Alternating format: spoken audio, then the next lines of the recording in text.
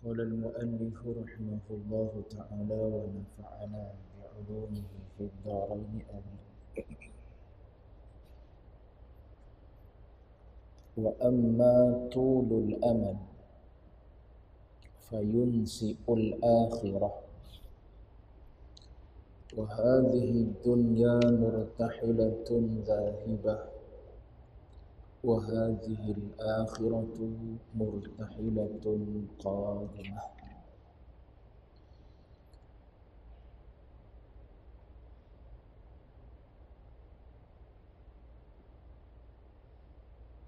Dan panjang cita-cita itu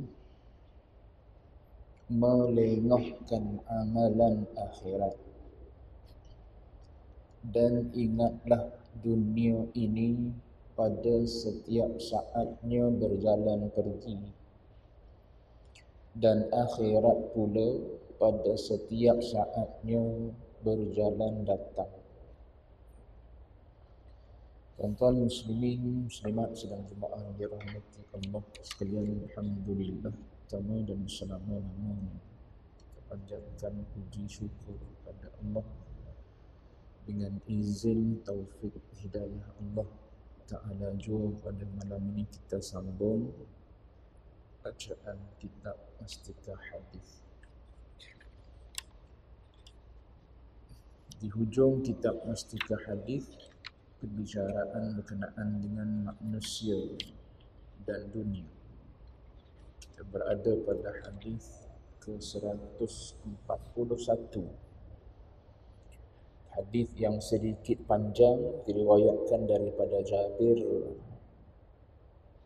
daripada Nabi. Kita dah lihat sebahagian daripadanya pada pertemuan yang lepas. Antara perkara yang menjadi kebimbangan baginda Nabi SAW berlaku pada umatnya, dan sememangnya berlaku pada umat Nabi, khususnya umat mutaakhir. Yang pertamanya yang menjadi kebimbangan Nabi ialah al-hawa. Hawa maknanya dia terjemah dengan hawa nafsu, tapi dengan makna ittiba'ul hawa, maknanya mengikut hawa nafsu. Kalau hawa nafsu semata-mata tak salah, sebab itu adalah antara makhluk yang Allah Ta'ala jadikan pada diri kita manusia. Setiap manusia ni ada hawa nafsu dia. Yang jadi celanya ialah pada ittiba'. Dalam hadis lain Nabi sebut wa hawan muttaba', thalathun muhlikatun, 3 perkara yang jadi pembinasa kepada kita. Salah satu daripadanya Nabi sebut hawan muttaba', hawa nafsu yang dituruti. Maknanya kalau hawa semata-mata tidak jadi cela. Yang celanya ialah bila kita turut keinginan hawa nafsu kita. Lepas tu hawa nafsu kita orang awam, orang bawah ni tak sama dengan hawa nafsu orang tinggi. Hawa nafsu orang tinggi, dia menyuruh tuan punya diri itu supaya buat taat ibadat pada Allah.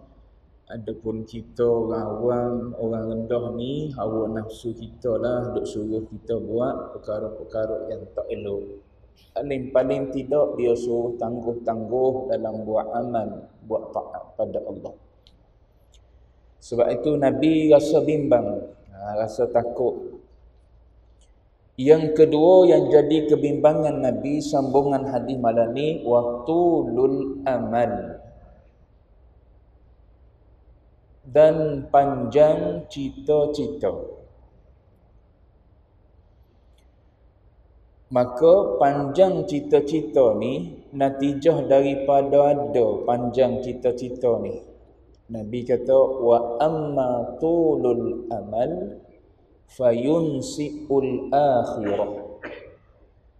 Orang yang ada dalam diri dia panjang cita-cita, panjang angan-angan dia, maka satu penyakit yang mari dalam diri dia ialah yunsi'ul akhirah. Yunsik ni dengan makna bertangguh-tangguh, melengah-lengahkan perkara yang memberi manfaat pada kita pada hari akhirat nanti. Antara lahir sifat dengan sebab tulul amal ni, lahir perangai apa? Perangai tangguh taubat. Itu penyakit paling bahaya sekali. Bila ada tangguh taubat, berdosa tak sunyi daripada kita. Ada salah tu tak sunyi daripada kita. Jangan berasa tak ada salah. Kalau berasa tak ada salah tu, tak ada salah tu lah salah. Sebab kita ni bukan orang tinggi. Kita ni wali pun wali mujbir. Yang kita ni tu pun kalau ada anak perempuan, wali mujbir. Tak ada anak perempuan, tidak wali lah kita. Tapi duk berasa soleh kita. Sebab rasa kesolehan tu lah, berasa tak ada dosa. Sebab kita ni orang yang duk mari masjid ni, tiap-tiap mari, tiap-tiap hari, 5 kali sehari tak tinggal sembahyang Jumaat. Tak tinggal baca Quran, tak tinggal berzikir. Maka adalah dalam hati kita rasa tak ada dosa tu. Sebab tu bila orang yang berdosa bercakap tentang dosa, lagi cepat dia sedih, lebih cepat dia insaf berbanding dengan kita yang duduk dalam buat taat ni, tak berasa ada salah, ada dosa. Orang yang berdosa kadang-kadang lebih cepat bertaubat pada Allah Ta'ala banding dengan kita yang duduk dalam buat taat ni, tak rasa ada dosa, maka tak bertaubat pada Allah. Sebab tu dalam hikam Ibnu Athaillah kan disebut rubba maksiatin awrasat dhullan wa intisara. Boleh jadi dengan sebab maksiat yang berlaku pada seseorang tu, duduk dalam buat maksiat, kadang-kadang jiwa orang yang melakukan dosa dan maksiat, dengan sebab dosa dan maksiat tu mewariskan kepada hati dia rasa zullan, rasa hina, wangkisaron, rasa lebur hati dia bila duduk di depan Allah Ta'ala. Kata Ibnu Athaillah, perasaan macam tu lebih baik daripada mu duduk dalam ta'ah, dan ta'ah tu awrathat izzan wastikbara. Ta'at tu menyebabkan engkau rasa mulia, dan bila rasa mulia dia mari satu penyakit lain pula, takabbur. Tak mulia macam mana orang panggil tok lebah kan kita. Orang panggil tok haji, orang panggil, kalau kita mengajar pula kan orang panggil ustaz, orang panggil tok guru, orang panggil kita ni jemaah masjid, orang panggil sandar di masjid tu. Ni jemaah masjid ni, mari daripada masjid. Mari daripada masjid, jemput pun jemput jemaah masjid, sandar pun sandar ke masjid dah tu. Masjid ni apa? Masjid ni tempat sujud. Maknanya orang yang kita jemput ni orang yang mari daripada tempat sujud. Orang ni orang sujud lah ni. Orang baik lah ni. Maka bila orang tengok kita pun orang mulia dah, orang pandang kita pun orang mulia dah, kita pun tunggu orang bagi salam pada kita kan. Bukan kita nak bagi salam dulu, sebab apa? Kau orang mulia, orang masjid, orang ahli ta'ah, ahli ibadah. Tu patah lagi berlaku betul-betul yang kita ingin tu dimuliakan sungguh kita. Gi kedai orang bagi free. Nak beli orang kata tak apalah ustaz, ambil je lah, saya bagi percuma je. Kan rasa mulia tu dimuliakan lah. Tengok asatizah yang masyhur-masyhur lagi lah berlaku benda-benda macam tu. Sebab tu Ibnu Athaillah jaga supaya hati kita ni tak mewariskan sifat-sifat yang tak elok, walau Allah Ta'ala kurniakan kepada kita duduk dalam buat taat pada Allah Ta'ala. Jadi orang yang panjang angan-angan ni dia akan lupa akhirat. Bila lupa akhirat, tangguh taubat. Tak bertaubatlah dia pada Allah Ta'ala. Yang dia duk suruh orang lain bertaubat. Dia tak taubat. Sebab dia berasa dia elok, baik. Lepas tu dia berasa dia panjang lagi hidup. Padahal antara ubat nak suruh pendek angan-angan ni, ingat mati. Kan kita ada geruk kan zaman hari ni. Geruk tele lah, geruk WhatsApp lah. Grup tu di-create tu daripada zaman ada orang buat zaman sekolah rendah lagi. Zaman sekolah menengah, kumpul balik dalam grup tu. Cuba tengok dalam grup tu, kan ada dah yang mati. Mati pula mati awal lagi. Cuba waktu pergi ziarah dia tengok dia tu, dia berasa dia mati hari tu ke dia akan mati lambat lagi. Mesti dia rasa dia mati lambat lagi supaya kita rasalah. Kalau kita yang sekarang ni pun rasa boleh hidup lagi 10 tahun. Dia pun serupalah dengan kita, sama juga dia rasa boleh hidup lagi. Tapi tengok-tengok, mati dah dia. Tengok anak-anak dia kecil-kecil lagi. Mesti masa dia hidup tu dia rasa sempat ni dengan anak dia konvo ni. Nak pergi tengok anak konvo, nak pergi meniman cucu lah dan sebagainya lah. Tu ketika dia mati, tu dia serupa kita lah. Dia berasa dia boleh hidup lagi. Kita sebagaimana kita rasa macam tu, begitulah dia. Tapi ya, Allah Ta'ala dah tentukan mati bila-bila. Tak disebabkan oleh sakit, tak disebabkan oleh tua. Mati ialah bila mari ajal. Sebab tu penyakit panjang umur ni banyak-banyak ingat mati. Pergi ziarah orang mati. Tengok budak mati. Budak remaja mati. Budak remaja lagi lah panjang angan-angan banding dengan kita. Kita yang umur 50, 60 ni, kalau panjang umur pun, habis-habis kita kata umur Nabi kot 63 tahun. Habis-habis pun letak dia umur ayah kita. Ayah kita mati umur 70. Aku ni genetik dia 70 juga kot. Walaupun tak, sebenarnya bukan kaedah tu yang dipakai oleh Allah Ta'ala. Cuma paling-paling tidak kita letak situ. Tapi bila tengok kematian, budak ni muda-muda lagi tergolek di atas jalan raya. Terbalik motor tergolek atas jalan raya, mati dah dia. Cuba tengok dia tu duduk di tempat dia. Adakah dia tahu, dia rasa dia nak mati hari ni? Tidak. Tapi mati. Sebab tu panjang angan-angan ni ubat dia ingat mati. Bila mati ni benda yang tak boleh dijangka. Dia boleh mari bila-bila. Maka orang yang ada rasa ingat pada mati tak akan bertangguh dalam buat amal ibadat. Yang sunatnya, yang wajibnya, terutamanya tak akan menangguhkan taubah.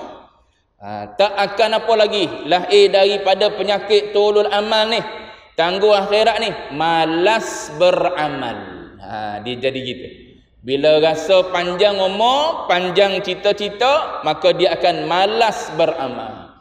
Kemudian dia ada penyakit tidak bersedia untuk mati. Tak ada persediaan untuk mati. Sebab tu tak ngaji, tak beramal. Tu masalah-masalah. Tunggu tua tu semua tu. Tunggu tua barulah nak ngaji. Ngaji pun tak pilih-pilih, semua dia mengaji. Ataupun ilmu yang tak jadi fardu ain dia pergi dahulukan daripada yang fardu ain. Tu rugi belaka tu. Benda rugi belaka tu. Ngaji tak lalu kok fardu ain dulu, ikut suka nak ngaji.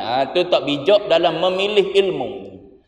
Duduk dalam ngaji dah cantik dah, tak bertangguh-tangguh dah. Yang bertangguh tu sakit sangatlah. Tangguh ilmu fardu ain, tangguh baiki amal ibadat, yang tu sakit sangat-sangat. Ni yang duduk dalam ngaji ni. Yang duduk dalam ngaji pun tak pilih ilmu nak ngaji, sakit juga tu. Kena tengok ilmu apa yang kita nak ngaji. Letak dia awal. Sebab apa? Takut mati mari dulu. Lepas daripada selesai yang fardu ain, ada umur lagi. Ngaji lah. Yang lain pula. Barulah bijak dalam mengatur umur kita. Kalau tidak, ibarat seperti orang yang tak bersedia untuk mati. Padahal duduk dalam amal tu, duduk dalam ngaji tu. Tiap-tiap malam pergi ngaji. Pilih, tengok. Biar habis yang fardu ain dulu cepat-cepat. Sebab apa? Umur tak banyak dah kita.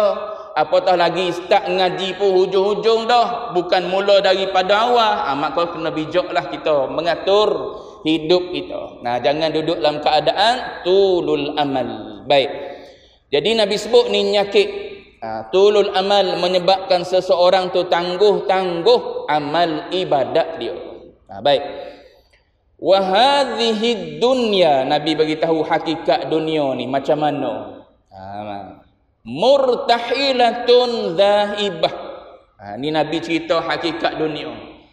Nabi kata dunia ni pada setiap saatnya berjalan pergi. Itu perangai dunia. Wa hadhil akhirah, akhirat pula yang kita nak tempuh semua ni, sifat dia ataupun perangai dia murtahilatun qadimah. Setiap saatnya akhirat tu berjalan datang. Tu dunia berjalan pergi, akhirat berjalan datang. Umur Allah Ta'ala bagi pada kita tak tahu. Tapi dia mubram. Dah ditetapkan dah oleh Allah Ta'ala di sisi Allah. Contoh umur 63 tahun lah. Ambil umur Nabi 63 tahun. Sekarang umur berapa? 50. Maknanya 63 tu duduk tetap situ dah. Lepas tu kita lah duduk berjalan sehari demi sehari. Tidak sehari demi sehari lah. Saat demi saat, minit demi minit, jam demi jam. Sehari demi sehari, minggu demi minggu berjalan menuju ke arah 63. Tak bergerak dah 63 tu duduk situ dah 63. Kita lagi, maknanya hidup dunia ni makin pergi makin pendek. Adapun kematian bila kita sampai ke noktah tu, dia datang lah tu. Mana itulah permulaan akhirat kita. Start daripada pejam mata, hujung tak ada. Start daripada pejam mata umur 63 tu, situ bermula akhirat, hujung tak ada. Allah Ta'ala tak bagi tahu bila.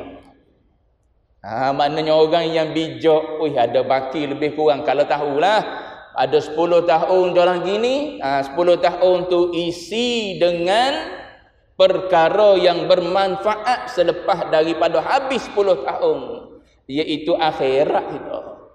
Sebab tu Imam Ghazali kata, andai seseorang itu tahu dia nak mati ada seminggu je lagi, dalam kitab Ayyuhal Walad sebut, jawab dia akan persiapkan diri dia untuk akhirat dia.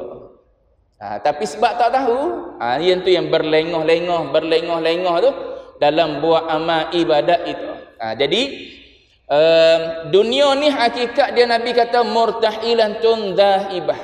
Dia berjalan pergi meninggalkan kita. Adapun akhirat dia berjalan semakin datang mendekati kita. Sebab tu Sayyidina Umar bin Al-Khattab radhiyallahu anhu, bila ditanya kepada Sayyidina Umar, rakyat tengok Sayyidina Umar sebagai Amirul Mukminin ni, satu ketika tidur atas amparan yang tak selembut rakyat tidur. Maknanya rakyat ada yang tidur di atas amparan yang lembut.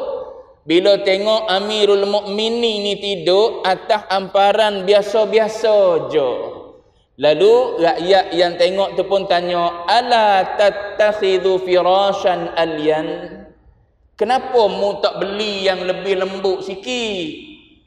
Supaya sedap sikit tidur. Lalu jawab Umar Ibn Khattab, amma tarawna? Tidakkah kamu tahu? Yang ni pun cukup dah, dia kata, sementara nak menunggu akhirat. Cukuplah untuk sekadar buat bekal, nak rehatkan tubuh je. Nak menunggu datangnya akhirat. Bila akhirat? Esok boleh jadi. Lepas ni boleh jadi akhirat dah. Sekarang dunia, lepas ni boleh jadi akhirat dah. Tak sempat isyak boleh jadi akhirat dah. Bukan akhirat ni kiamat besar. Lama pakat duk kira kiamat besar tu akhirat juga. Tunggu dia tahu Imam Mahdi tak keluar lagi, dia tahu Dajjal tak keluar lagi. Duk kira macam tu, jawab dia jauh lagi lah. Ni akhirat dengan mati ni. Bila fikir akhirat dengan mati, lepas ni boleh jadi akhirat dah, start daripada pejam mata akhirat tu. Maknanya lepas ni boleh jadi, esok boleh jadi, tu kebarangkalian boleh jadi semua tu. Bila dia boleh jadi, tu yang orang yang beriman dengan akhirat. Dia tak tinggal amal, dia tambah amal, dia amal baiki, jadi elok, makin elok, makin elok. Buat apa aku nak buat cepat-cepat amal kalau Tuhan tak terima? Buat apa aku nak bergesa-gesa dalam buat amal ibadat kalau aku persembahkan yang tak elok pada Allah? Bila nak persembahkan? Ni lepas ni. Boleh jadi lepas ni, boleh jadi esok. Tu mati, tak tahu masa bila boleh mari. Jadi kata Zainal Umar cukuplah qadah tu nak beritahu zuhudnya hati dia. Bukan kata salah, tak salah tukar.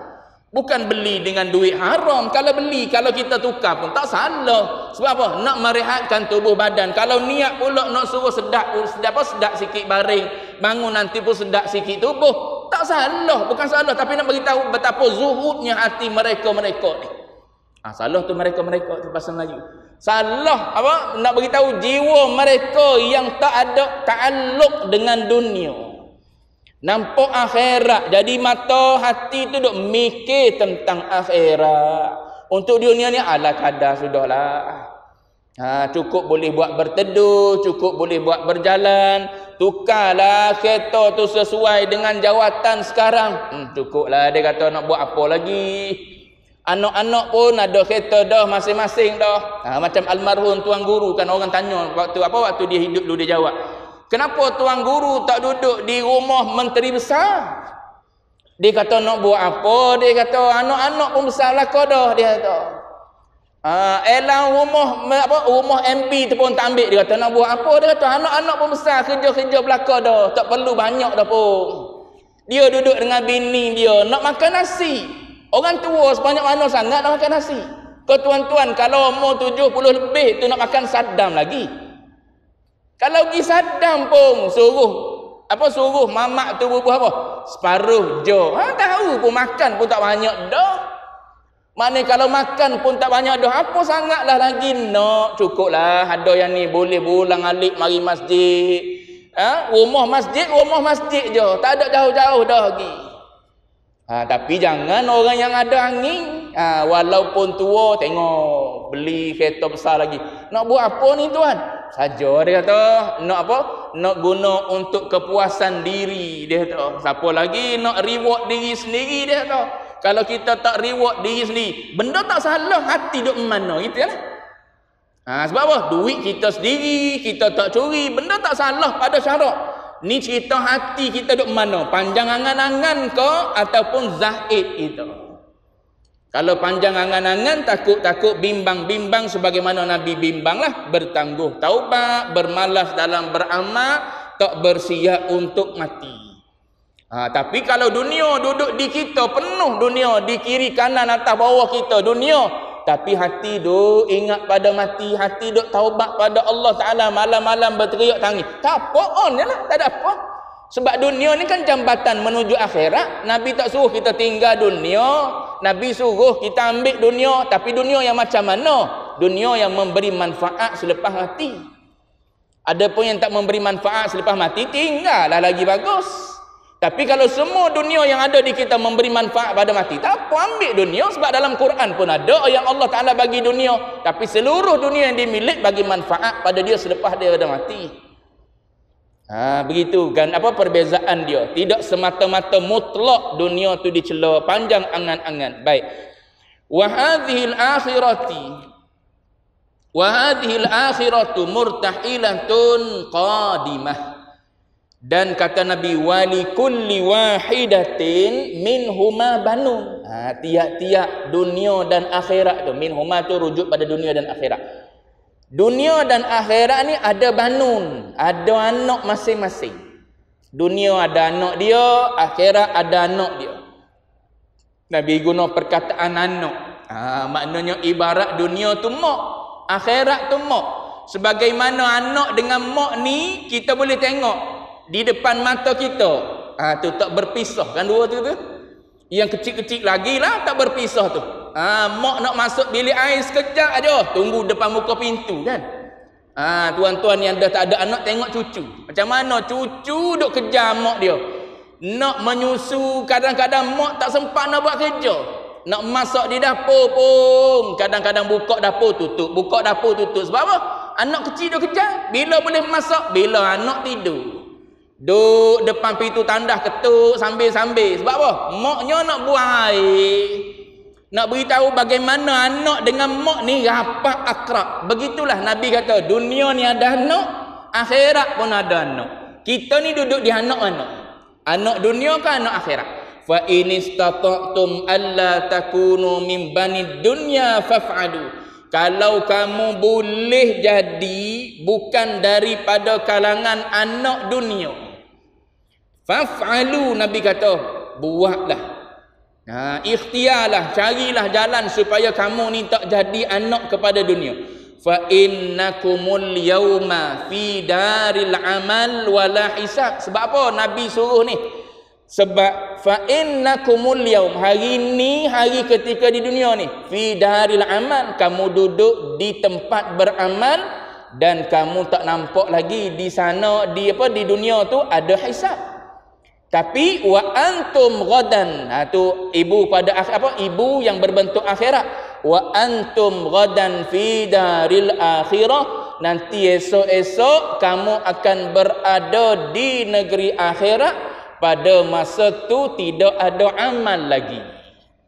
Masa tu amal tak ada, hisab pula ada. Yang tu yang kita duk baca hadis tu, bila mati anak Adam, idza mata ibnu Adam inqata'a amalu. Iyalah, bila dah mati putuslah amal. Tapi ada amal yang hidup walaupun tuan mati. Iaitu beberapa perkara yang kita biasa duk baca dalam hadis tu. Cuma nak sebutnya ialah bila mati tak ada amal, tapi di sana bermulalah hisab. Sebab tu Umar bin Abdul Aziz saat dia nak wafat, disebut dalam sirah, saat bila mana dia nak wafat baka ni maknanya menangis. Bila orang tanya dia ma yubkika ya amiral mu'minin, kenapa menangis? Maka dia kata, aku tak menangis sebab aku nak meninggalkan dunia, tidak. Cuma aku menangis ni sebab aku baru nak bermula musafir menuju pada Allah, memulakan perjalanan menuju pada Allah Ta'ala. Dan tengok pada bekah pun tak banyak bekah. Itu yang menyebabkan orang-orang soleh menangis kerana mengenangkan hidup selepas daripada mati. Jadi hadis ni nak suruh kita ni beringat supaya pakak-pakak beramal untuk akhirat kita. Jangan terlalu mengejar sangat dunia yang tidak menguntungkan mati kita. Baik, habis itu akan datang hadis 142.